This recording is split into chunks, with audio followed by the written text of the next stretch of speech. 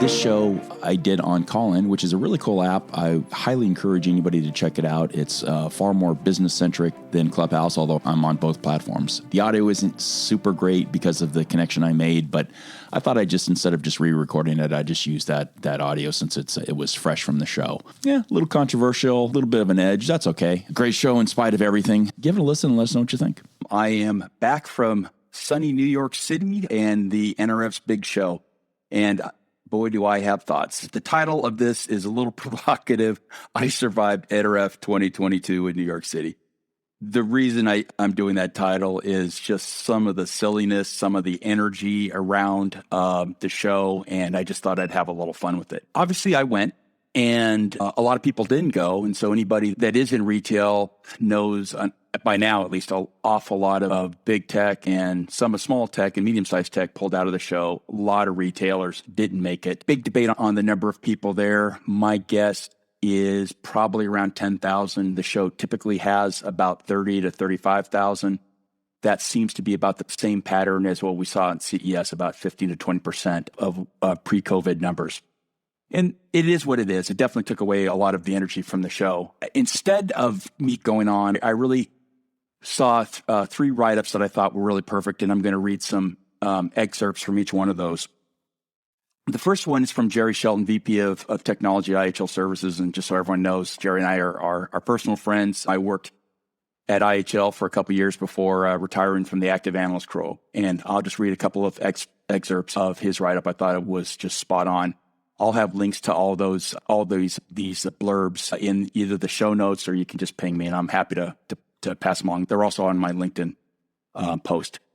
So Jerry starts off, normally on Monday morning at 9:30 a.m., you have to fight your way through the crowd as booth meetings typically spill into the aisles for most of Monday. This year was thin enough that you could play multiple games of flag football and would probably have room to set up the stands without creating too much of a disturbance. My opinion, 100% correct. Exactly what we saw. A little later on, Jerry says, hey, the next thing I suspected was that the innovation zone would crush it. And for everyone, what the innovation zone is really where all the startups and some innovative vendors had a whole separate little three rows. It's where I spent all my time. Very cool space. So anyway, as Jerry was saying, the next thing I suspected was that the innovation zone would crush it. And that was exactly what I observed. I popped into the area at least 3 times, and every time it was bristling with attendees, plenty of lively conversations, and really engaging vendors sharing stories of technology on the 0 to 4 year horizon of becoming mainstream. I saw really enlightening concepts and found it to be a worthwhile time investment. And as somebody that's obviously driving a podcast titled This Week in Innovation, I love it when mainline analysts are falling in love with the startup community in retail. He goes on to say, the one thing I anticipate happening that I thoroughly missed was the international attendance. And for the record, we all were speculating, would there even be any international attendees given the COVID situation?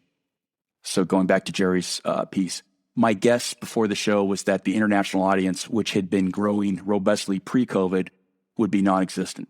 This wasn't the case at all. From both observation and from multiple vendor attendees from both Europe, LATAM were in abundance. I had 2 separate vendors that told me while the circulated statistics suggested international registrants at less than 5% of the total, they're around 30% of their booth visits. Later on, in totality, I'm glad I went.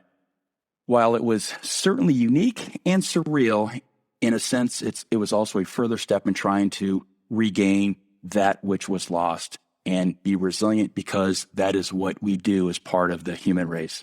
Adapt and persevere. And that's Jerry's piece, and it's beautifully written, well worth the full read. Another observation comes from Phil Thorne. He's Managing Director of North America for Quorso. And just a couple 3 points he makes, I edited out an awful lot, but his 3 points were people who've come were shocked at how much they'd missed from not attending live events for 2 years. Couldn't agree with that more. There was a fair bit of anger for those that pulled out. The showroom floor has nothing like the vibe and excitement of previous years.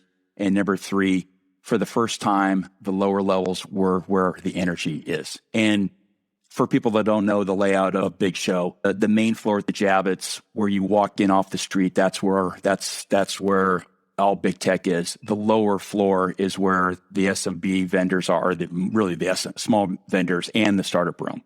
So typically that was an area as a working analyst I would never go to because all my clients are up on the front floor. And now in this new gig that I'm doing, covering the innovation world and startups, that's my new patch. And couldn't agree with what Phil said more. And then Jim Roddy, who represents the Retail Solutions Providers Association, and I'll edit his piece quite a bit because he's a writer and had a lot of content well worth the read.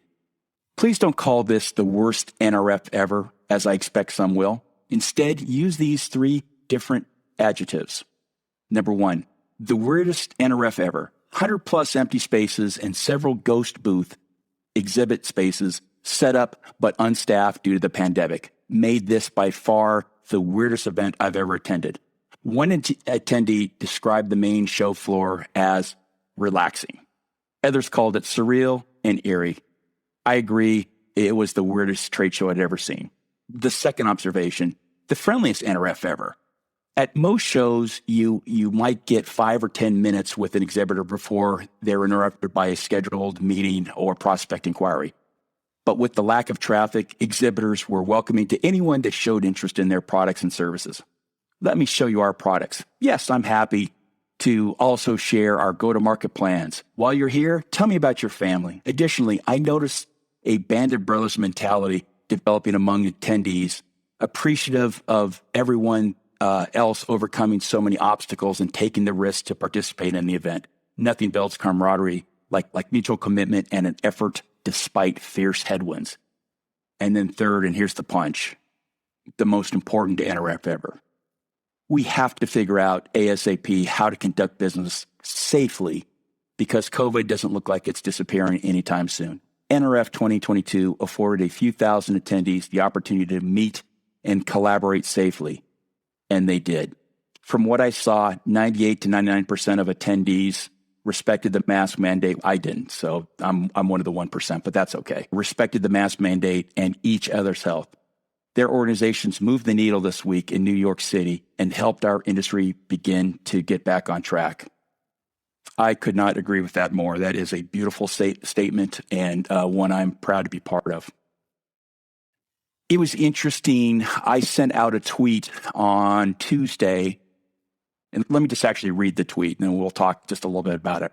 So it came under me, and I just simply said, took the test this morning, the test being the quick COVID test that NRF issued to everybody, or at least made available for everyone to take for free. Took the test this morning. Been in New York City since Friday. Had a group dinner on Friday and a big reception on Saturday. Went to NRF 2022 on Sunday and Monday. Spent both days in the Innovation Lab and Startup Zone. There was a well-attended reception at the Startup Zone. Was in bars Sunday and Monday night. Am I glad I came? Yep! Exclamation point. Pretty simple tweet. Didn't call anybody out. Didn't challenge anybody. Just literally a statement of fact. I thought was going to be a pretty simple thing. As of a few minutes ago, I had 6,522 views on that one tweet. And let's just say a few of them were really interesting. I think, and by the way, this was on LinkedIn. This was on Twitter. I wouldn't mind. You could send me death threats on Twitter. It is what it is. No big deal. This is on LinkedIn. And a couple of the more aggressive comments came from people that I was on a not a first name, but whatever. They were in my inner circle on my first, whatever you call it, the first, our direct connection. So at some point, both these people asked to connect to me because I didn't recognize the names, and were extremely aggressive in their observation of me attending an event. Very nasty. Not threatening, implying that those of us that went to a conference might in fact be responsible for tens of thousands of people dying, which obviously in my mind is utter idiocy. And it just brought up the point that, boy, we are, in almost everything we do, we're a divided nation, politically for sure, and now in acts that 2 years ago no one would think twice about. And I don't know where we go from here. I'm certainly going to be going to conferences. If I pass my PCR test on Friday, I'll be going to Manifest, which is a new logistics conference. I'm not reckless, but I'm certainly not going to not go out and live again. My personal observations over the last 5 days is, number one, as the theme came out with my three friends, I could not be prouder of the startup community in the innovation zone. Several startups missed a show because they were traveling internationally, and some would fail the PCR test. Very problematic all the time, all the effort to prepare to go to a show, and literally at the last minute, you fail a test and you're scratched. These startups aren't sending teams of 10 and 15 or 20. Usually they're one or two people. And so that becomes, extremely problematic. But the overwhelming majority of the startups did make the trip and looked like they had a fantastic time. And I surely enjoyed spending my NRF down in the innovation lab. Number two, I'm not going to say anything either pro or con about the vendors or retailers that chose to pull out of the show. They did what they needed to do. So be it. But number three, that being said, I really would like to have the same respect for the decision I made. As I said in my tweet, I was glad I went to NRF. Yep. And I'd do it again. Let's maybe put away the you're going to kill grandma thing. That was really 2020. I think we've pretty much moved beyond that. In my case, I'm the oldest of my family group. Both my parents and my in-law parents are passed. And so if I'm going to kill anybody, it's going to be me, and I'm going to make that decision. And by the way, I'm certainly not going to kill myself. I will, as I said, I'll test again Friday, which I'm pretty sure will come back negative, and off we go. So just some thoughts about what happened in the last week. I'll probably get together a pod to really go over the actual technologies, the stuff I normally do, but I just felt it was really important to get some thoughts around how this show's worked itself out and my observation after spending some time in there, because it is clearly a hot button issue. Thanks, everyone. If you have any questions, just reach out to me. It's a subject I'm extremely passionate about, and let's maybe figure out how we can get this country moving again. Thanks all. Thanks for tuning in to today's episode. For more info, refer to the pod notes below. If you enjoyed this episode, please consider giving us a 5-star rating and review. It really helps us grow. I'm your host, Jeff Roster, analyst at large. If you want to connect, follow us on Twitter at JeffPR or at BrianSathianathan, or connect with us on LinkedIn. Visit my website at roster.retail.com or Brian's at iterate.ai. Until next time, stay safe and have a great week.